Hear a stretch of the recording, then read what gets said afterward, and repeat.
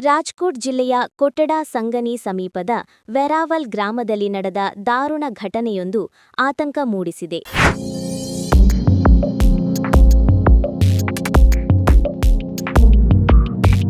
ಬೈಕ್ನಲ್ಲಿ ಸಾಗುತ್ತಿದ್ದ ವ್ಯಕ್ತಿಯ ಮೇಲೆ ಗೂಳಿ ಏಕಾಏಕಿ ದಾಳಿ ನಡೆಸಿದೆ.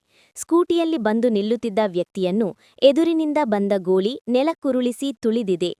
ಈ ದಾಳಿಯಿಂದ ಆತ ಗಂಭೀರವಾಗಿ ಗಾಯಗೊಂಡಿದ್ದಾನೆ.